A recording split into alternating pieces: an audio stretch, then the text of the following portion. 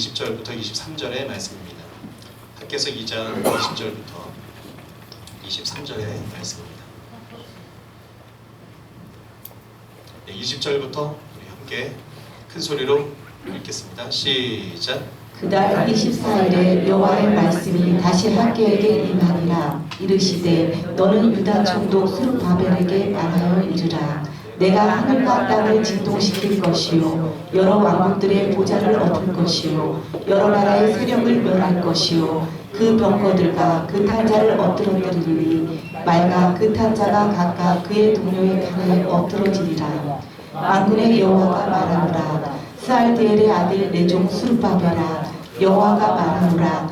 그날에 내가 너를 세우고 너를 인장으로 삼으리니 이는 내가 너를 택하였음이니라. 만군의 여호와의 말이니라 하시니라. 아멘.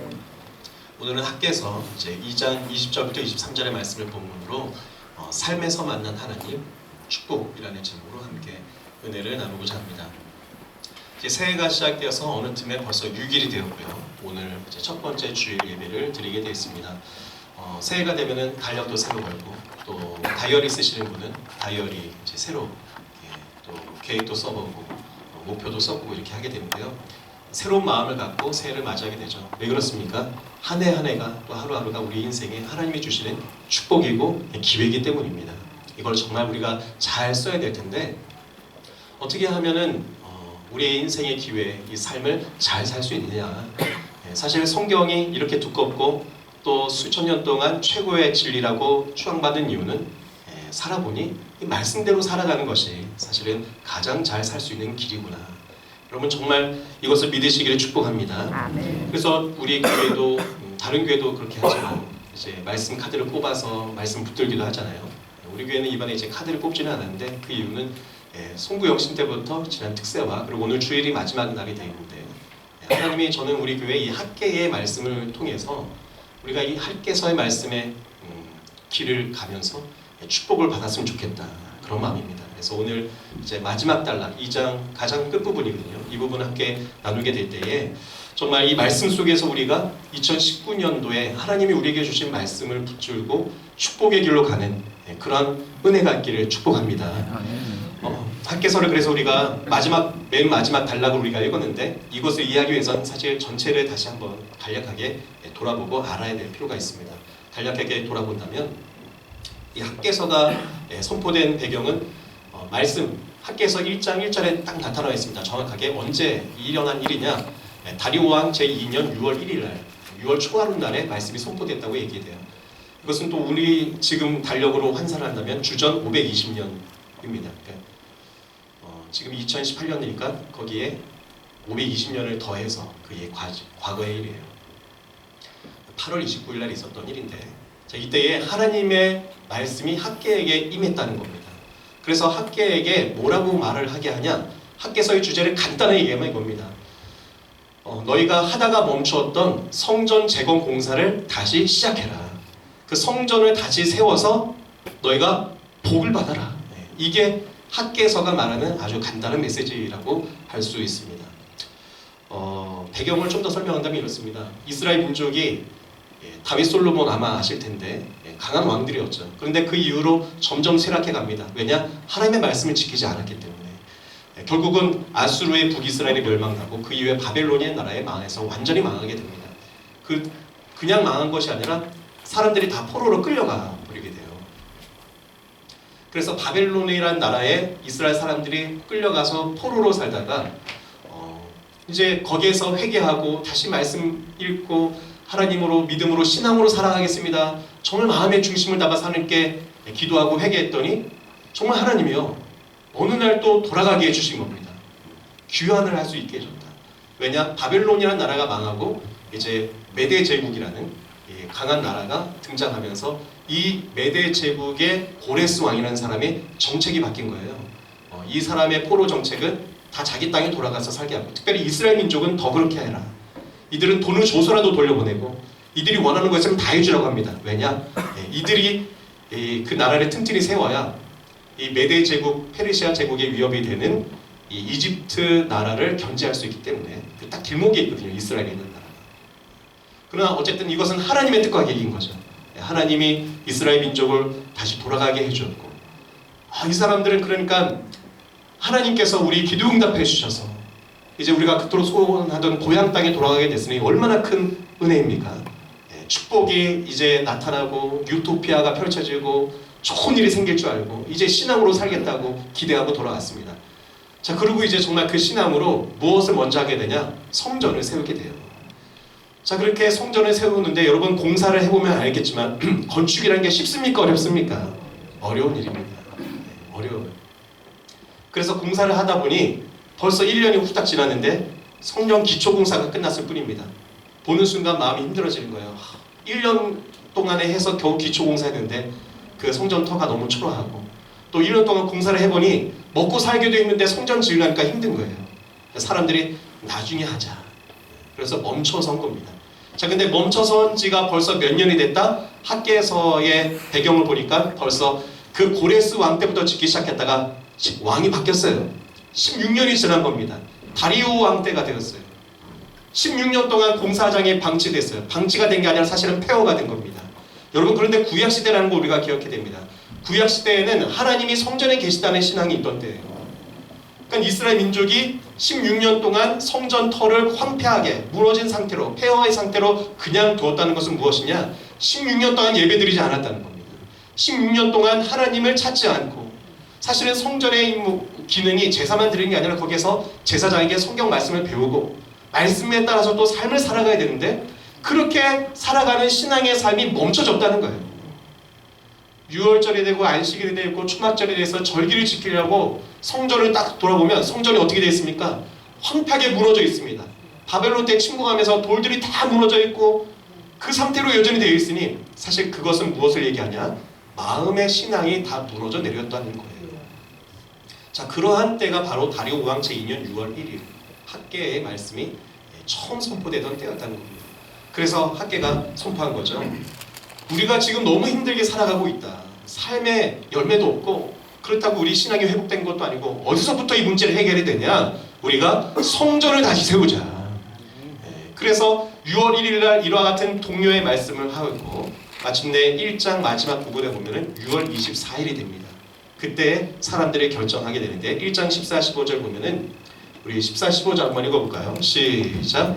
여호와께서 스알디엘의 아들 유다 총독 스룹바벨의 마음과 여호사닥의 아들 대제사장 여호수아의 마음과 남은 모든 백성의 마음을 감동시키심에 그들이 와서 만군의 여호와 그들의 하나님의 전 공사를 하였으니 그때는 다리오 왕 제2년 여섯째 달 24일이었더라. 네, 6월 21일 날, 6월 첫째 날에 말씀을 전하기 시작했어요.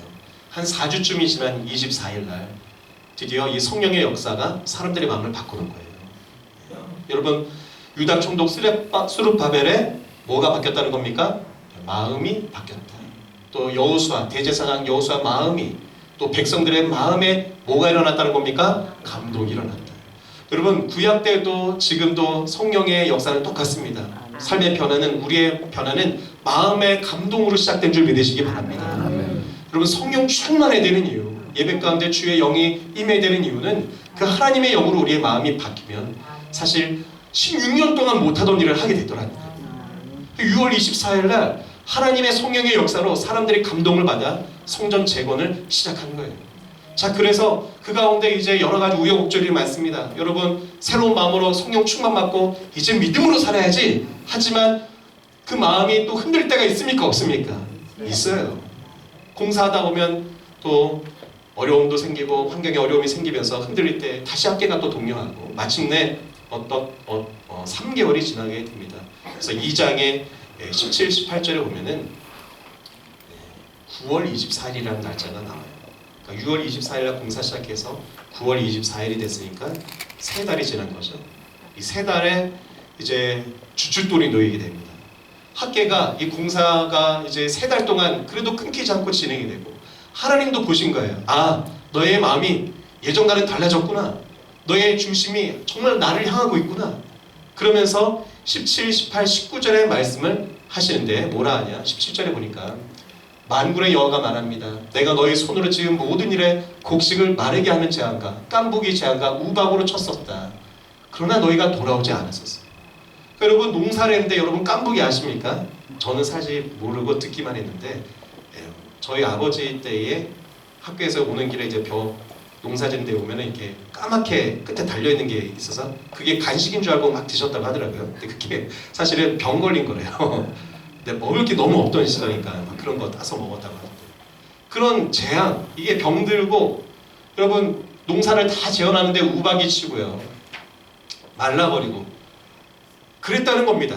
그거를 사실 누가 그렇게 했다는 겁니까? 예, 사실 내가 그렇게 했었어. 왜냐? 너희들이 나한테 안 돌아오니까. 나한테 제발 좀 돌아오라고. 신앙으로 살아가라고 내가 너에게 사인을 준 거야. 자, 그런데 여태까지는 그렇게 했지만 오늘 기억해라. 오늘이 무슨 날입니까? 여기에 9월 24일이에요. 9월 24일을 기억해라. 왜냐? 18절 19절을 같이 읽어보겠습니다. 시작. 너희는 오늘 이 절을 기억하라. 아홉째 달 24일 곧 여호와의 성전 지대를 쌓는 날부터 기억하여 보라. 곡식 종자가 아직도 창고에 있느냐? 포도나무, 무화과나무, 석류나무, 감람나무에 열매가 맺지 못하였느니라. 그러나 오늘부터는 내가 너희에게 복을 주리라. 아멘. 오늘 9월 24일 날 성전에 기초공사도 끝나고 너희가 다시 공사 시작해서 3개월 만에 큰 주춧돌을 놓았어. 오늘 딱 기억해라. 이전에는 너희들이 나무에 포도나무, 무화과나무, 석류나무, 감람나무 심었지만 열매 있었냐? 없었지? 너희의 곳간에 다음에 씨 뿌릴 종자가 있었냐? 없었지? 그런데 오늘 너희들이 3개월 동안 그래도 공사를 계속하고 오늘 이 주춧돌을 9월 24일 날 놨는데 자, 내가 오늘부터는 너에게 복을 주겠다. 아멘. 이게 학계에서의 말씀이에요. 아멘. 그러면 저는 2019년도에 우리 성도님들의 삶에 정말 이러한 하나님의 축복이 오늘부터 임하길 축복합니다. 아멘. 성전이 다 건축되지는 않았어요. 진행 중인 상태입니다. 근데 하나님이 너무 기뻐서 야, 오늘부터 내가 복을 줄게. 오늘을 기억해라. 너희가 그 성전 공사하기 전에는 이렇게 어두웠지, 힘들었지, 아무리 해도 정말로 반도 못 얻었지. 그러나 오늘부터 너희들이 일하는 것에 내가 축복하겠다. 그것이 학계에서의 말씀입니다. 아멘. 여러분 정말 2019년도가 이런 말씀이 우리의 삶 속에 이루어지는 해가 되기를 원합니다.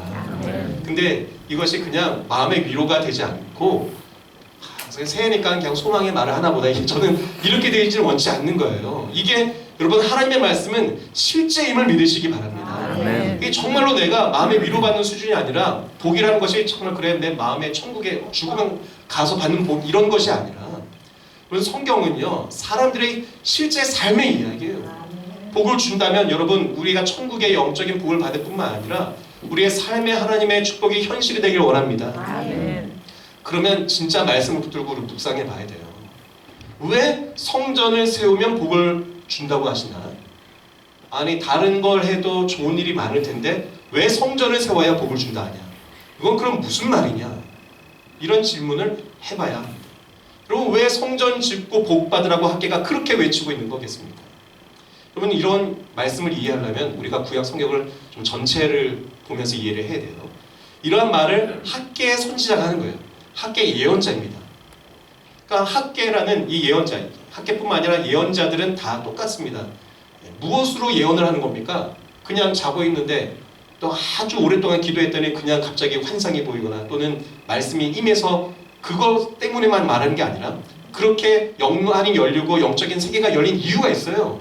무엇 때문이냐? 이 예언자들은 당시의 성경, 여러분 구약시대의 성경은 뭡니까? 모세오경이에요. 율법의 책입니다. 이 모세 율법과 하나님의 말씀을 깊이 묵상하고 여기에 이 말씀을 통해서 하나님을 만났던 사람들입니다. 그러니까 예언자들의 예언이라는 것은 단지 그냥 환상이 보여서 앞으로 무슨 일이 일어날 거야 하고 외친 게 아니라 모세오경의 말씀에 근거하여 그 시대를 진단해보고 우리의 삶의 문제를 말씀에 비춰보니 이렇게 될 수밖에 없다. 그러니 이것을 하라고 외치는 게 예언자들의 예언이에요. 자, 그러니 성전 지어서 복 받으라는 것도 똑같다는 얘기입니다. 이 말씀을 이해를 하려면 구약 성경의 모세오경의 축복이 뭔지를 알면 되는 거예요. 율법이 말하고 있는, 모세가 말하고 있는 축복이 무엇이냐. 오늘 그래서 성전을 세우는 게 왜 축복이 되는지에 대해서 구약 성경에 특별히 많은 것을 다 얘기는 할 수 없고 딱 두 사람의 이야기를 통해서 모델을 나누기 원합니다. 자, 그 첫 번째 모델은 누구냐? 야곱입니다. 야곱처럼 야곱이 큰 축복을 받은 사람이거든요. 자, 그러면은 성전 지어서 축복 받으라는 그 말씀은 야곱의 모습에서 우리가 그 답을 찾을 수 있다는 거. 왜 성전이 지어야 복을 받는지. 자, 야곱이 어떻게 살았기 때문이라는 겁니까? 야곱은 성실과 사랑과 낮아짐으로 살아갔습니다. 하나님을 모셨기 때문에 이와 같은 모습이 나타난 거예요. 그래서 풍성한 축복을 받았다는 겁니다. 야곱은 여러분 어떠한 모습으로 우리가 잘 기억이 되어 있습니까? 아마 야곱은 많이 들어보셔서 아실 것 같은데 이삭의 아들이죠.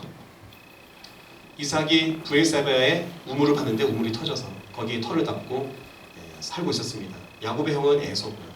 근데 이 야곱은 욕심쟁이에요.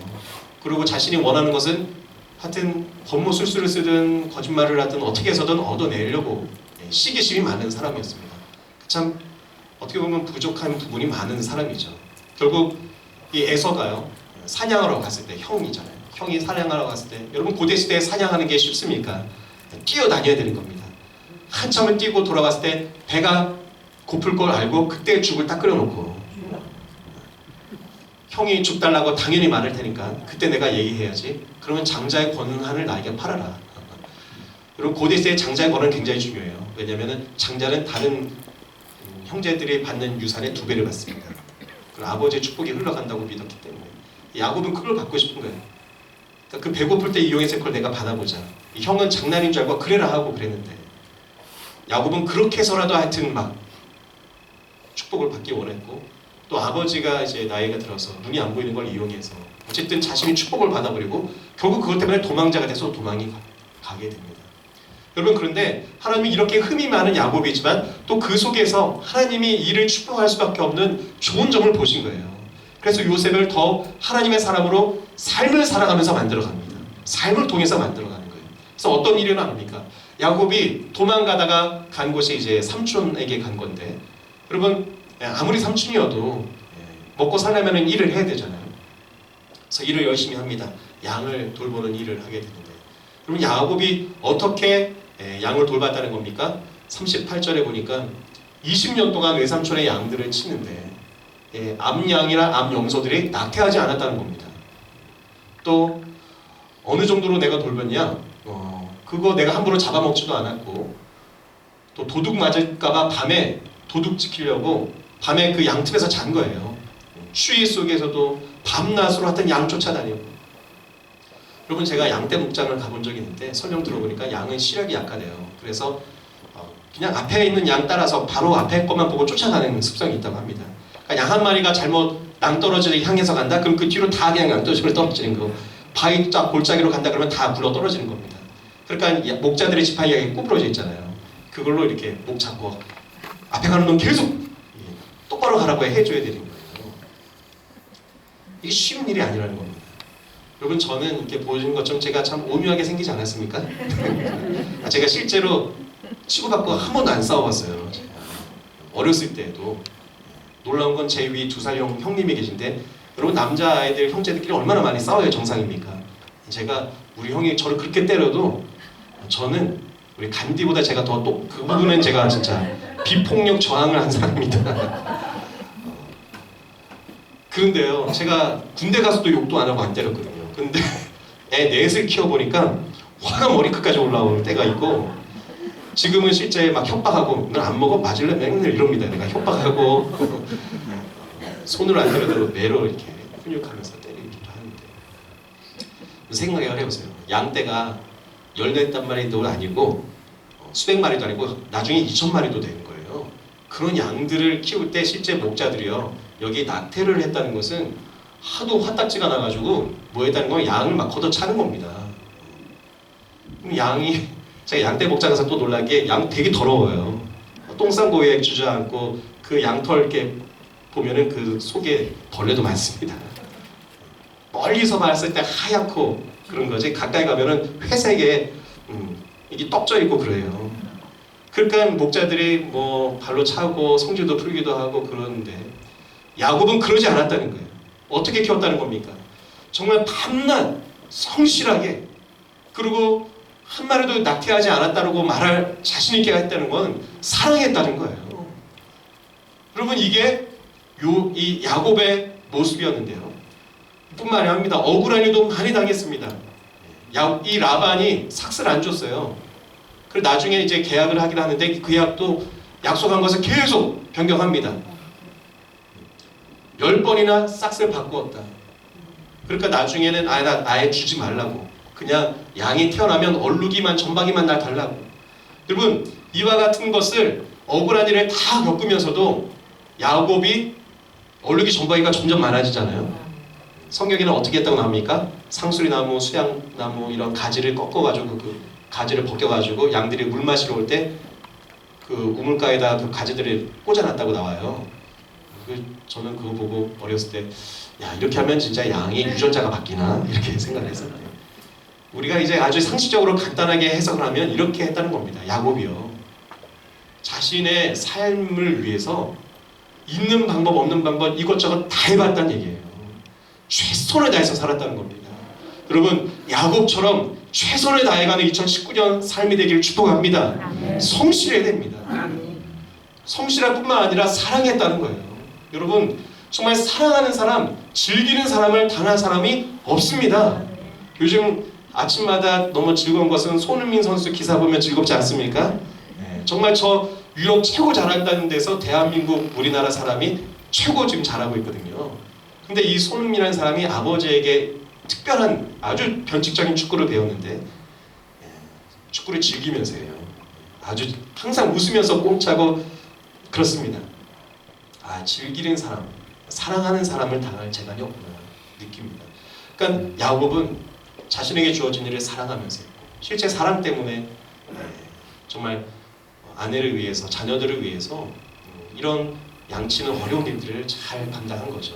그런데 오늘 창세기 31장 42절에 보십시오. 42절에 자, 그러한 삶을, 힘들고 어려운 삶을 그래도 성실하게 사랑으로 감당할 수 있었던 이유가 뭐라고 나와 있습니까?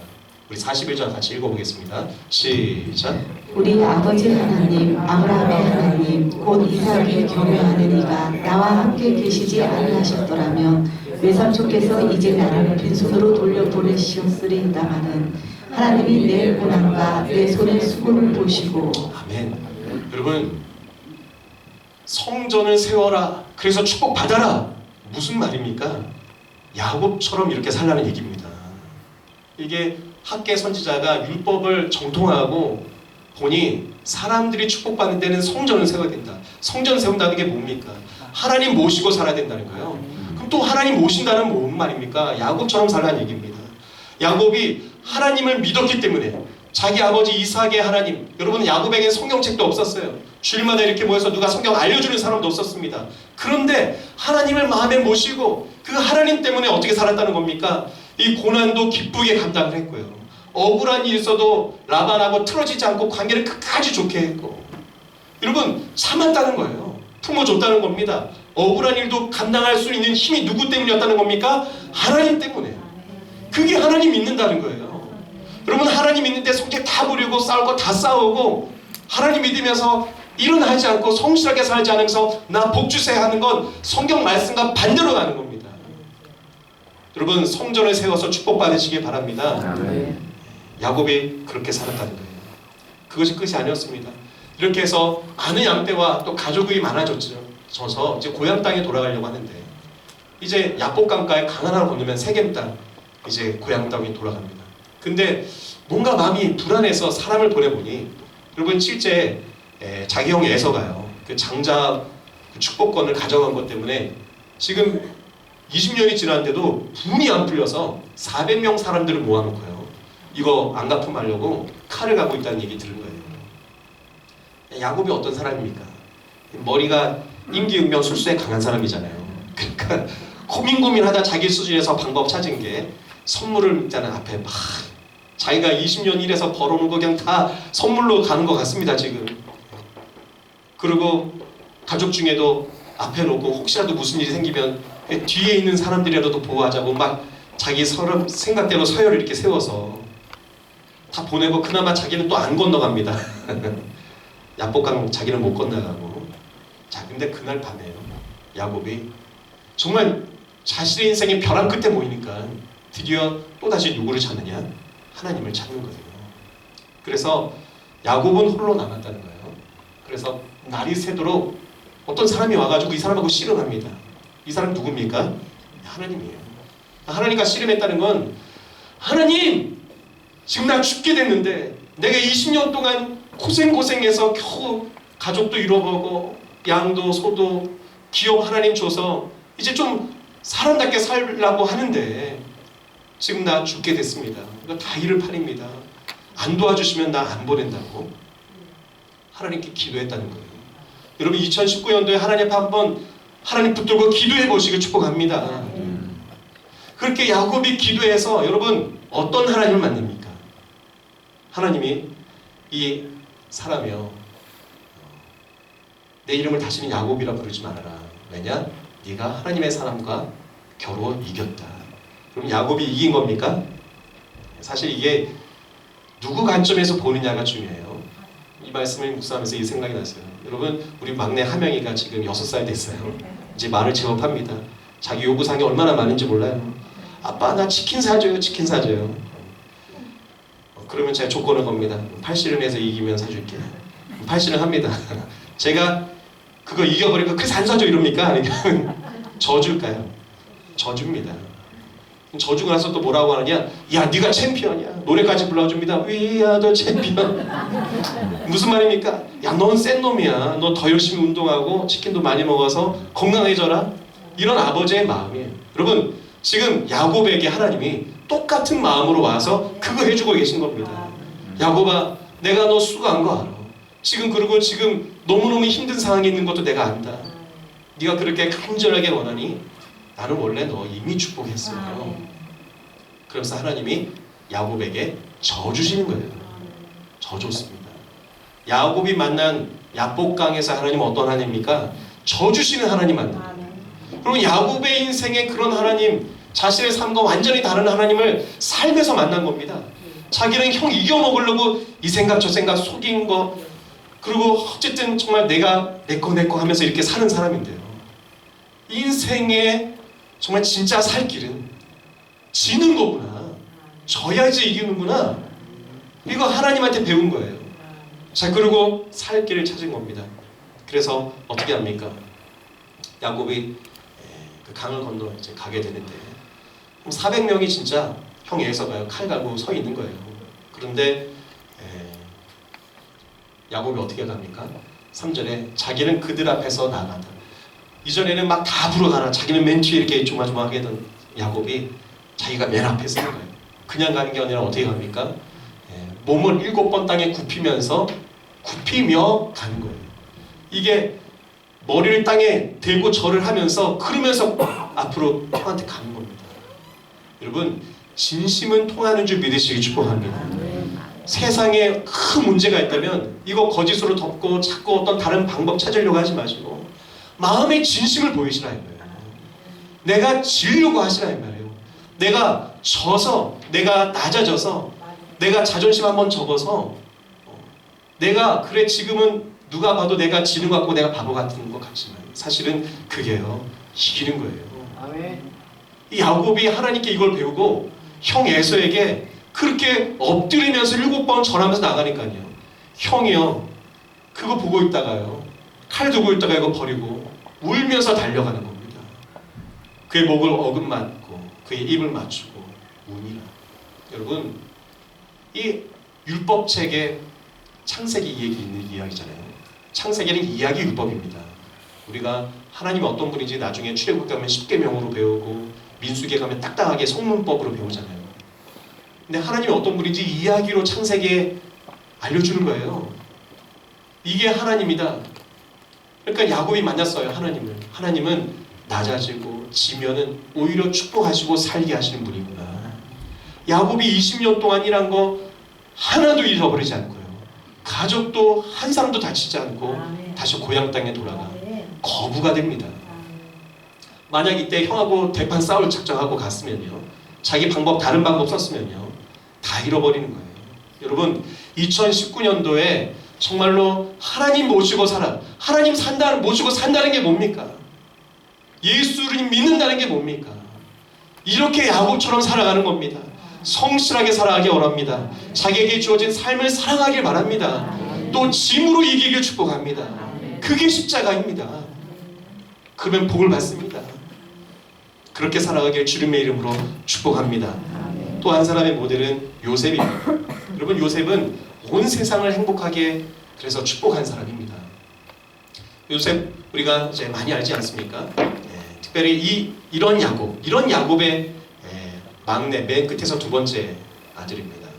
근데 이런 야곱이 요셉을 사랑했다고 나오잖아요. 그 증거가 뭡니까? 37장 3절 보려면 다른 형제들 아들에게는 주지 않던 채색 옷을 요셉에게만 야곱이 입혔다는 겁니다.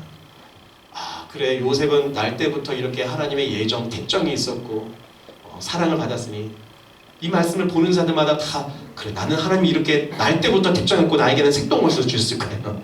이런 생각하는데 이건 그런 의미가 아니라요. 왜 야곱의 요셉을 특별히 사랑했을까 우리 생각을 해봐야 됩니다. 왜 사랑했을까요? 왜 그에게만 색동옷을 입혔습니까? 여러분, 야곱은 지금 말씀드린 것처럼 양치고 염소치고 하는데 대가입니다. 12아들이 있는데 야곱이 보니 그 중에 요셉이 자기가 양치고 일하는 스타일과 똑같이 성실하게 아주 마음에 쏙 들게 이 요셉이 그렇게 하더라는 거예요. 다른 형제들은 그렇게 안 했다는 겁니다. 여러분, 저희 아버지는 도배를 하셨어요. 저는 그래서 아버지 어깨 너머로 도배 받는데, 그래서 제가 고등학교 때는 또 대학교 방학 때 아버지 그래서 용돈도 안 줘도 제가 그냥 이렇게 아버지 힘드실 거 도와드리려고 가서 일 도와드렸습니다. 근데 아버지가 저는 정말 그 도와드리러 갔는데 그렇게 저를 혼내셨어요. 그렇게 큰 사랑을 못 받았습니다. 진짜 제가 근데 제가 그렇게라도 배우고 군대를 갔더니 군대에서 우리 이제 고참들이 장교 숙소에 도배를 하는데 너무 못하는 거예요. 제가 방법은 아니까 제가 이렇게 해줬는데 우리 고참들이 저를 너는 도배의 신이다. 너의 별명은 도베르만이야. 제가 여러 장교들 이제 숙소 도배도 해주고 왔는데 지금 생각해 보면은 아버지가 보셨을 때 나는 도배에 있어서는 하여튼 마음에 안 들었을 거예요. 그래서 그런 부분은 사랑을 못 받는데 설교하다 갑자기 또 슬퍼지기도 하네요. 이런 관점에서 보면 성경은 분명히 이해가 되는 거예요. 여러분, 하나님이 편애하는 하나님이 아닙니다. 이유가 있어요. 야곱이 요셉을 사랑했다는 건 야곱은 이렇게 성실하게 살고 고난과 역경에 파란만장한 삶을 하나님으로 살아낸 사람인데 요셉이 어리지만 그렇게 살아갈 것이 보이는 겁니다. 여러분, 보이지 않습니까? 그리고 실제 요셉이요, 결국 이러한 성실한 삶이 오히려 형제들에게 미움을 받아서 종으로 팔려가는데 결국 그 종의 삶을 살면서도 성실하게 살아갑니다. 왜냐? 하나님 믿으니까. 그래서 소문이 나요. 보디발의 집에 노예 하나 들어왔는데 그 노예는 아주 일을 똑부러지게 잘하더라. 그뿐만 아니라 다른 노예들은 억지로 인상 쓰면 하는데 얘는 그 노예 일도 기쁘게 막 노래도 부르면서 하는데 너무너무 잘해. 보디발이 그러냐 하면서 지켜보다가 실제 정말 그러는 겁니다. 야, 그 모습 보고 저 노예가 어떻게 저러는가 알아봐라. 그랬더니 하나님을 믿는다고 합니다. 여호와를 믿는다고. 그러니까 보디발이 인정하는 거예요. 요셉, 너와 함께하는 하나님 여호와는 진짜 하나님이구나. 그래서 그에게 모든 가정의 권한을 줘요. 나중에 보디발의 아내가 유혹하고 억울하게 일을 당하지 않습니까? 여러분, 이것도 사실 무슨 일입니까? 여러분, 보디발이라는 사람은 시위 대장이고 높은 지위에 있는 사람이고 누구보다도 보디발의 자기 아내를 잘 아는 사람입니다. 요셉을 잘 압니다. 요셉이 그랬을 거라 절대 생각하지 않습니다. 아내가 분명히 그렇게 했을 것을 알면서도 그러나 가정을 지켜야 되고 그러기 위해서 누군가 희생을 해야 되니 요셉이 먼저 얘기한 거예요. 내가 그냥 당신의 가정을 위해서 내가 다 덮었을 수 있으니 내가 감옥에 가겠다. 그런 겁니다. 근데 요셉이 감옥에 가서 보니 그 감옥의 모든 권한을 맡게 되지 않습니까? 근데 거기가 왕의 정치범들의 소용소리가 거기에 정치, 경제, 세금, 나라 운영하는 모든 것들을 할 줄 아는 전문가들 거기 다 갇혀 있는 거예요. 근데 이 요셉이 노예살이하면서 겪었던 모든 서름과 어려움들에 대한 문제, 사람들의 살아가는 문제, 먹고 사는 문제 아닙니까? 이것을 요셉이 고민하고 있었는데 그러한 사람들과 토론하고 방법을 찾고 하다가요, 방법을 찾아낸 거예요. 우리가 성경에 보면은 바로가 꿈을 꿨는데 그 꿈을 알아맞히고 풀게 해주는 사람이 없어서 다른 박사들은 다 바로에게 버림을 받고 나중에 찾고 찾다가 요셉이 그 꿈을 해석해줬다고 나오지 않습니까? 여러분, 성경은 이게 3,000년, 5,000년 전에, 4,000년 전에 책인 것을 기억할 때에 이러한 것은 고대 문학의 암시적인 표현이에요. 이게 진짜 꿈이 아니라 무슨 얘기냐? 바로가 무슨 꿈을 꾸겠습니까? 자다가 한 나라의 왕이 되면요, 자다가도 그 왕, 그 나라를 어떻게 운영하고 다스려야 되느냐가 고민인 겁니다. 그 꿈을 꿨다는 거예요. 그것을 어떻게 해답을 찾고 있지 못하고 있었다는 거예요. 자, 그런데 요셉이 똑같은 고민을 했다는 겁니다. 사람들의 먹고 사는 문제, 모든 사람들이 행복하게 어떻게 이 나라 민족에서 잘 살 수 있을까? 바로가 부른 그날, 요셉이 자신이 늘 고민하던 자신의 꿈과 계획들을 얘기해 줬는데 바로의 생각에 답이 된 거예요. 바로의 고민들의 답이 된 겁니다. 정말 이 나라의 경제 문제가, 사람들의 먹고 사는 문제를 해결해 주는 길이 요셉 너의 말에 있구나. 그래서 실제 여러분, 그래야 성경이 되는 겁니다.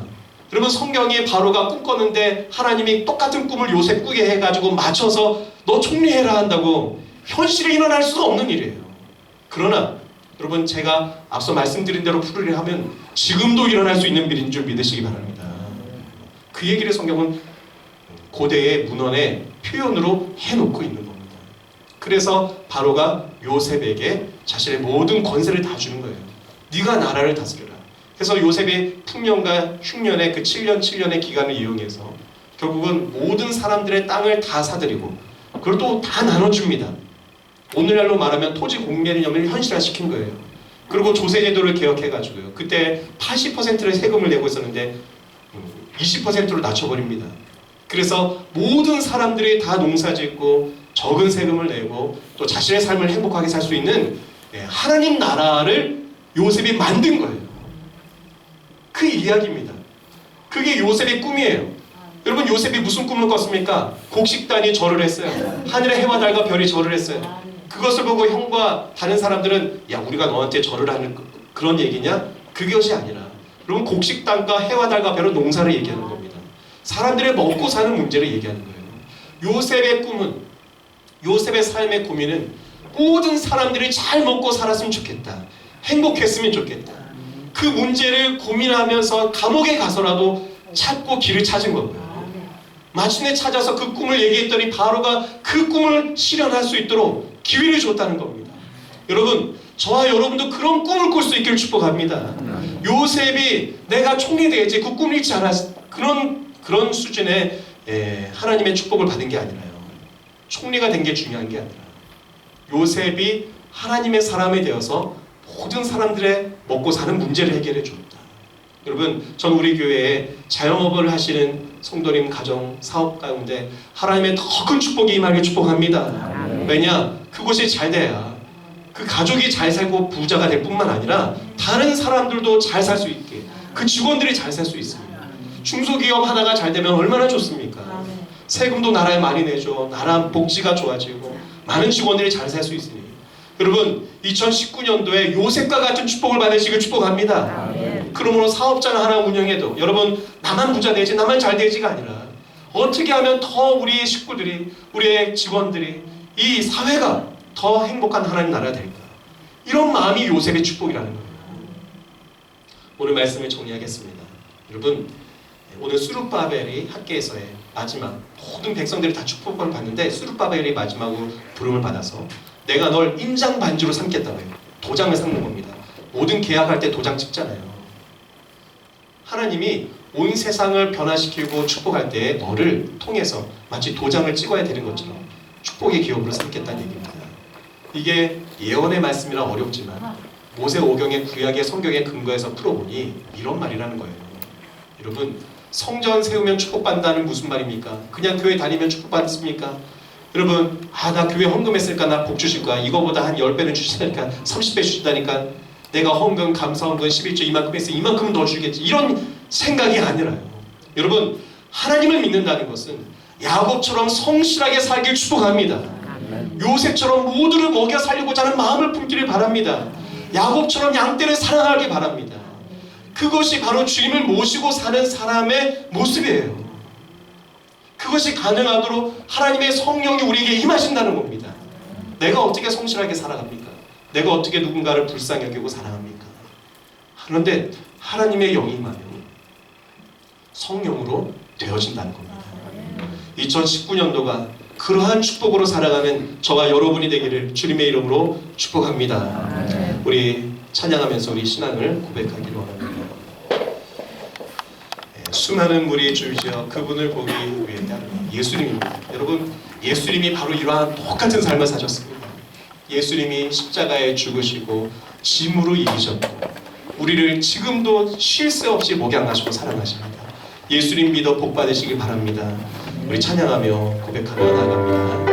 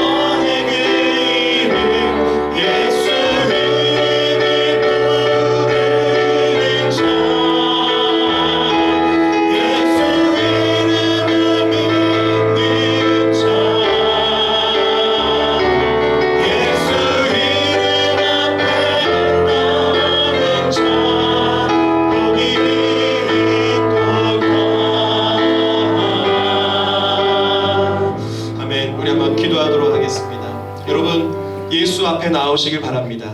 예수의 이름을 믿으시기 바랍니다. 왜냐하면 예수 이름을 믿는 자 복이 있기 때문입니다. 그럼 왜 예수를 믿으면 복이 있습니까?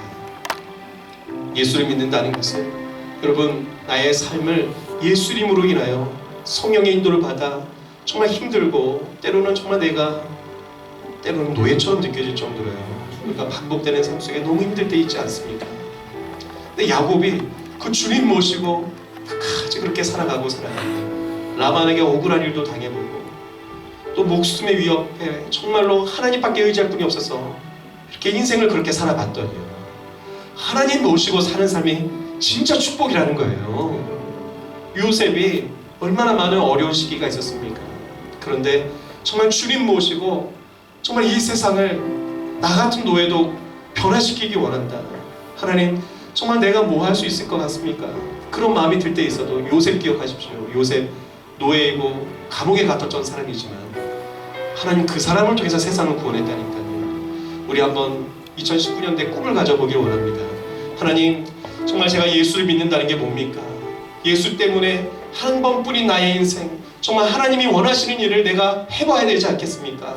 많은 사람이 행복하고 나 또한 행복하고 우리 가족만 행복할 뿐만 아니라 나를 통해서 다른 사람도 내 이웃도 함께 행복한 그런 세상을 만들어 보기 원합니다. 우리 한번 합심해서 기도할 때 주님 정말 나에게 성전을 내 마음의 성전을 세우게 하여 주옵소서. 그 성전을 세워 축복의 인생 되게 하여 달라고 우리 주여 앞에 간절하게 기도하겠습니다. 살아계신 하나님, 우리 오늘 우리 멋진 교회 성도들에게 새해